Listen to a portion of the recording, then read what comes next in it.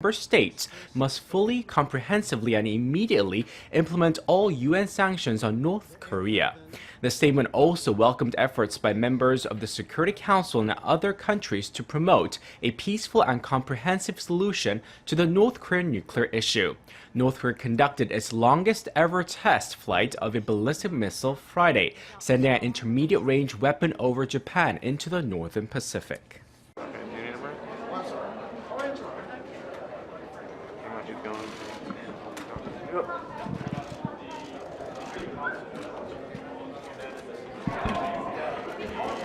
Recent launch, and we will be issuing a press statement. So it's all in there. I hope you'll be able to read it soon. Thank you. When will it be released?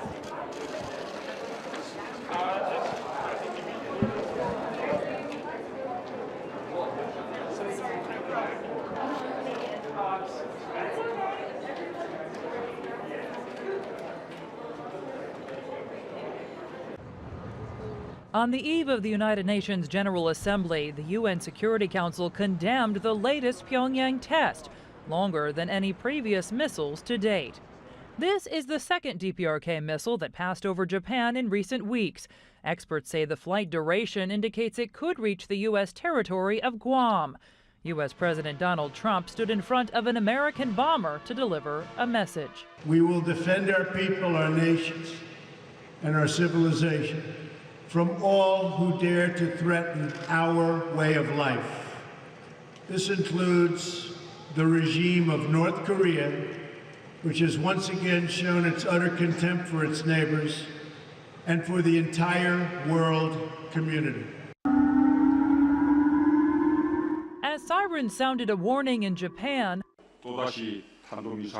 Seoul's National Security Council met and ordered missile defense drills. Just 4 days ago, the UN Security Council unanimously agreed to cut off around a third of the DPRK's oil and all of its foreign workers, textiles, and joint ventures. The sanctions won't go into effect until October. It has become clear that the latest sanctions need to be imposed in full.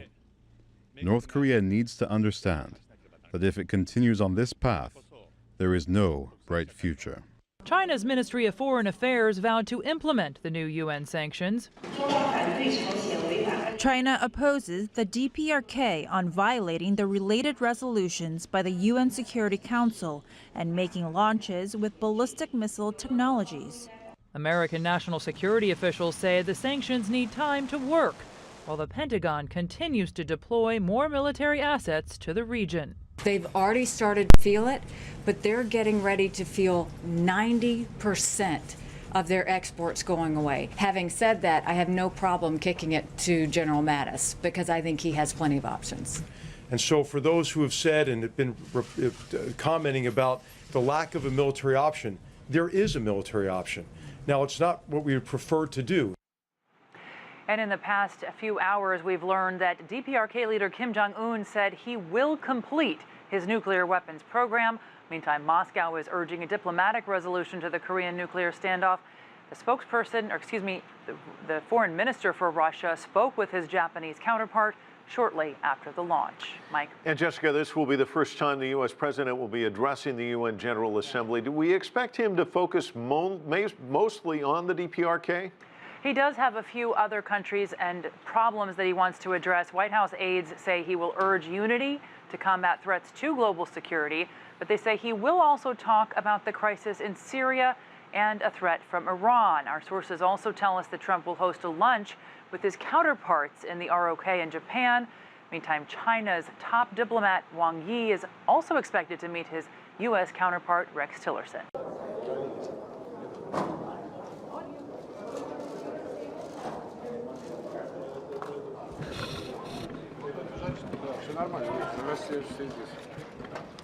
Ladies and gentlemen, I came as promised. Who was calling for me?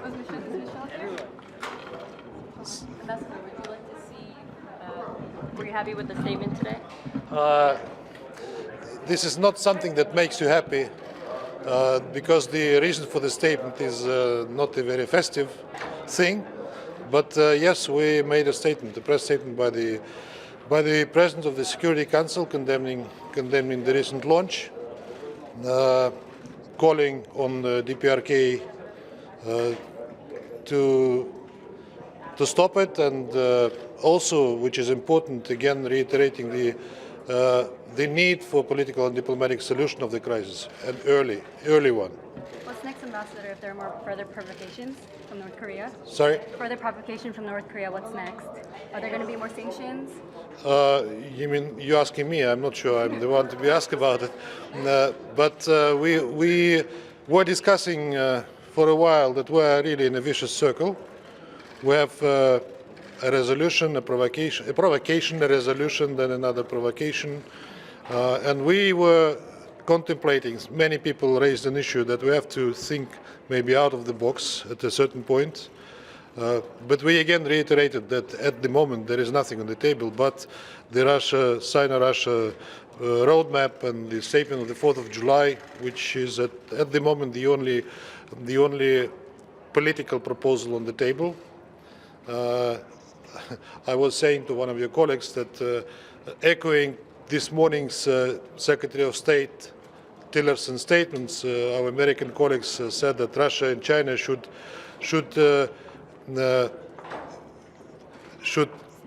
quickly implement the measures, sanctions measures provided for in Resolution 2375, to which we said that we are responsible members of the international community and we earnestly implement resolutions that we adopt in the Security Council. But this resolution also provides for political measures that should be implemented equally. And in that sense, we consider and we called on our US partners and others to implement political and diplomatic solutions that are provided for in the resolution. And without implementing this, we also will consider it as a non-compliance with the resolution, non-fully implementing the resolution. What progress do you think can be made next week on North Korea? And is it time, are you reconsidering putting forward your own resolution on North Korea? Where did you say our own resolution? You were considering putting forward that. We were considering what elements we might include in the resolution that would be on the political side, I would say. We are one way or the other, we are including them in the resolutions. We've been including them in the resolutions that we have already adopted. We would possibly like more, but we'll see what happens. I think people are keen to discuss it during the high level. One way or the other, it will come up both in the debates and in the meetings that will. What about having them come and hearing them? Essentially, this leaves out. I can't do it in stereo. Sorry. I'm sorry, Ambassador. What movement or action would you like to hear from the United States or North Korea? You say you want them to implement the political track. What does that involve? What do you want them to do? It's not we want them to do, but we want the international community to do. We want, first of all, we think that threats, tests, launches, and mutual threats, in fact, should be stopped, and that we should engage in meaningful negotiations. You might have heard that, in fact, many serious American experts are saying that there is no way but to sit at the table and come to thinking how to resume six-party talks. I think it was Madeleine Albright who was referring to it recently, and some others as well. There are serious analysis in the American press on the issue, which came out in the last few days, even before we adopted Resolution 2375. I think many people around the world, including here, understand that there's no alternative to this in the end. Ambassador, a quick question on another topic, Myanmar. By the way, I see you gathering here in numbers only when we discuss North Korea. We discussed Africa recently. I didn't see you at all. Where were you? I'm always there. Ambassador, on Myanmar. With security. I'll come to you, promise. On Myanmar. What message is Russia talking to the Myanmar military? What message are you sending to them? what do you mean we're talking to the military? We're talking to the Myanmar government, of course. We have an embassy there. We have a dialogue. We are talking to them. We are concerned with what is happening. We know how it all started, and it led to serious consequences, including humanitarian ones. But you cannot discard the fact that it was triggered by terrorist activities within that autonomous region. And of course, we are looking forward to early cessation of both violence and to elevating the humanitarian situation of the population. And one last question on Iran for next week. The E3+3 will meet with Iran on Wednesday. What message does Russia want to send to the United States? Stay in the GCPOA.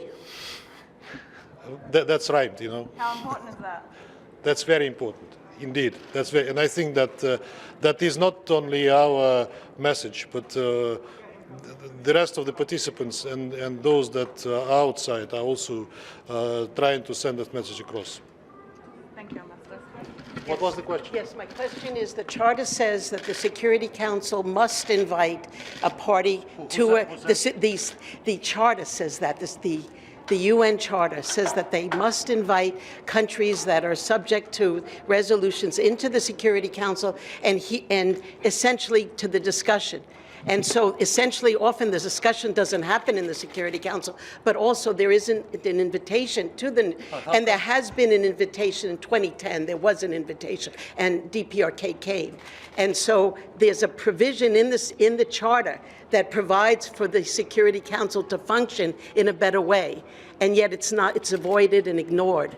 I think you may correct me if I'm wrong, but I think it works vice versa. It's the country which issue is discussed in the Security Council has the right to request to be present in the Security Council and raise its voice when the matter is discussed, which is related to that country. Yeah, the Charter, but I don't know whether there was a request. No, the Charter. South Korea requested to be present. Any Indeed. country can request, but the Charter says that they must be invited. She's ready to pick this issue for Secretary Mattis. What do you think about this? But the other thing is they've asked to come. They've written letters. The DPRK has written letters and asked to come to the Security Council.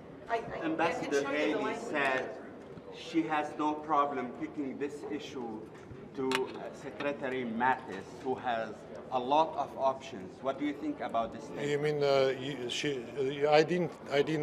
I didn't yet see the statement. Does she mean she wants to entrust Secretary Mattis with solving it diplomatically? I don't know. I hope so. I hope so. That was the message. Is this the end of diplomacy? Hopefully not. Hopefully not. I think what are you going to do in this? You mean in this crisis to just? We're trying to address it.